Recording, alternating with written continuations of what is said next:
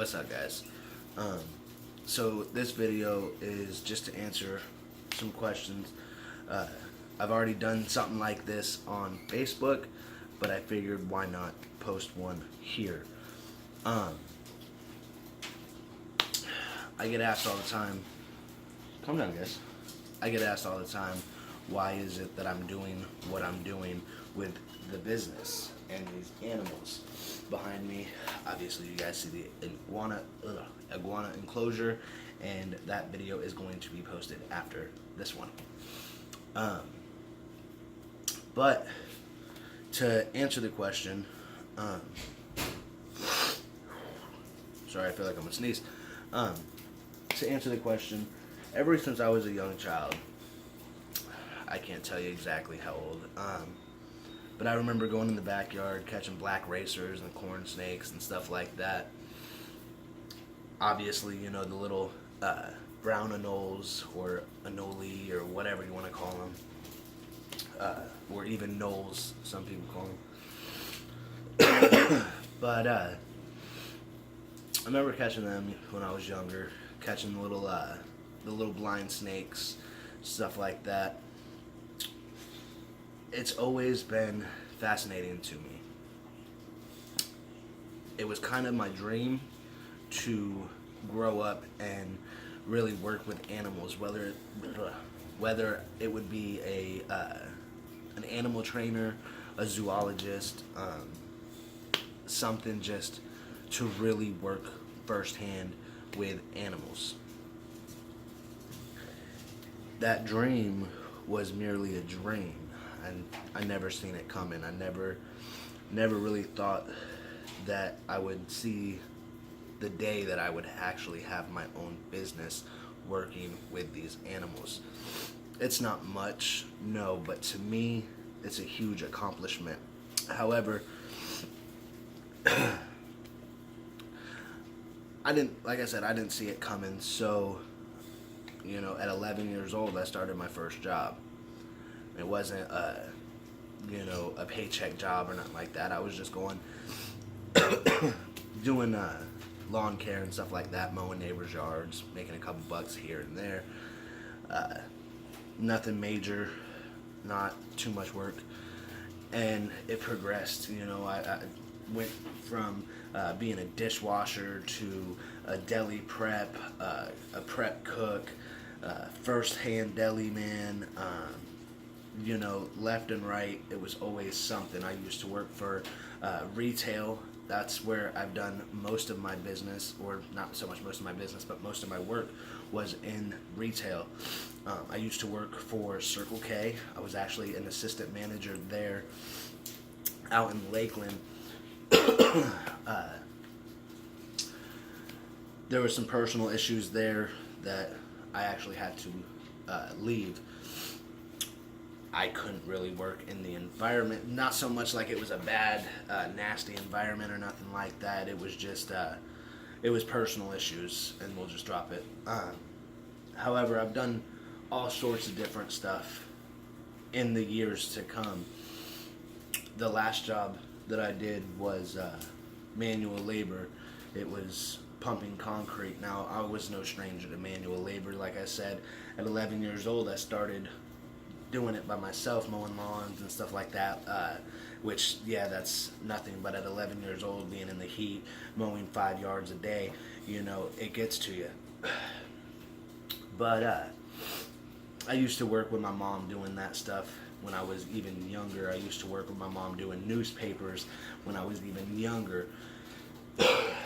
I used to work at a flea market. There was a kitchen here in Dade City. There was a flea market in these people's yards, basically, and they had some little restaurant type thing that they was doing. They was selling everybody breakfast and stuff from their kitchen, and I was helping, you know, do all that stuff. But the manual labor aspect,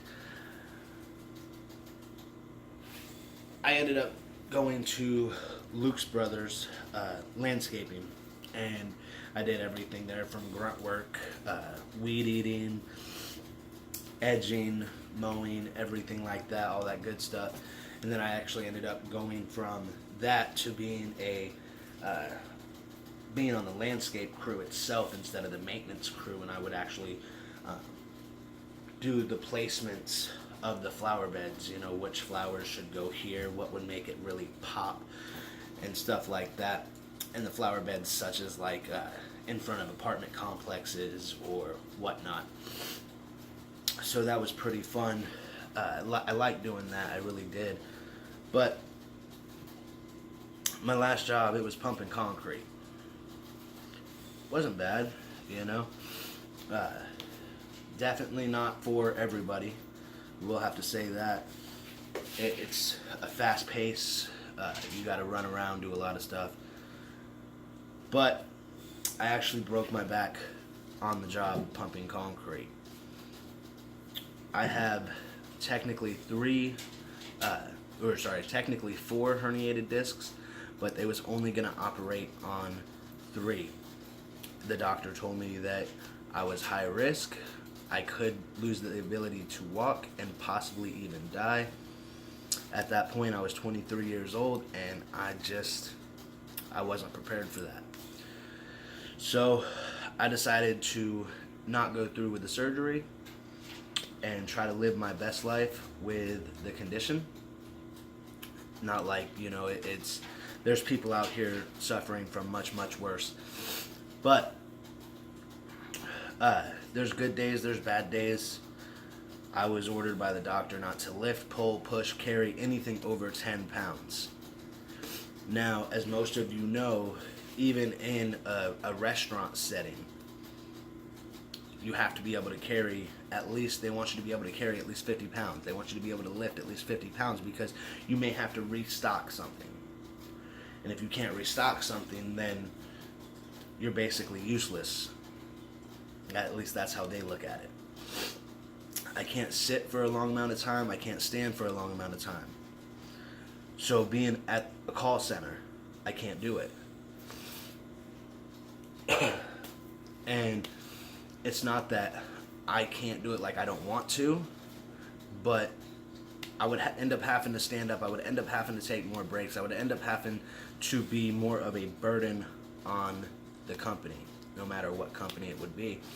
And that's why I decided I'm just going to have my own business.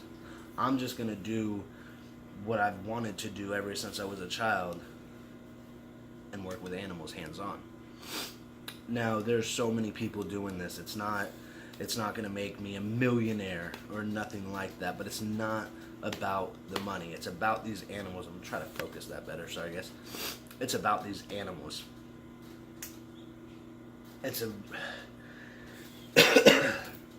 I can't even put it into words, to be real with you guys. I barely make enough to even live off of right now.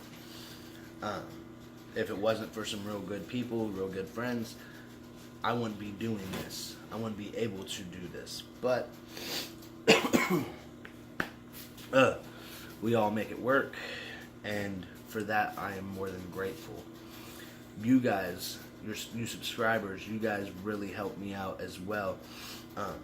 For moments, or not so much moments, but the times where I'm not making nothing with the business, whether it be the selling of the reptiles or even donations of the reptile shows, YouTube, it's not yet, but eventually once I get up to 1,000 subscribers, YouTube's going to help me with that little bit. Even if it's only $20 a week, that'll help with cost of food for these guys. But eventually it will get there. I'm not super worried about it. All the help is greatly appreciated. All the support is more than appreciated. But that is why I jumped in with my feet going into this reptile, or not, I mean, that's really all I have is reptiles, but into the animal dream that I set forth when I was as young as 11 years old. Eventually, I plan on getting bigger snakes, reticulateds, brain fart, Burmese pythons and stuff like that, maybe even some green anacondas, maybe some yellow anacondas, stuff like that. That way, when I go and do a show, I can really show you guys just about every spectrum there may be of, you know, big snakes. Maybe eventually an olive python, who knows.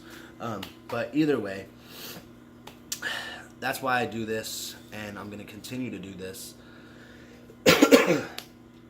Like I said before, y'all's support is more than appreciated. If you guys don't mind, go check us out on Facebook at Grizzlies Exotics. We have shirts for sale, we have decals, and whatnot. So make sure you guys go check that out, and make sure you guys check out that video there. It's actually going to be the video for this enclosure. Excuse me. The video here is what YouTube thinks is best for you. Hit that center button. That way you guys can show some support, show some love, and subscribe.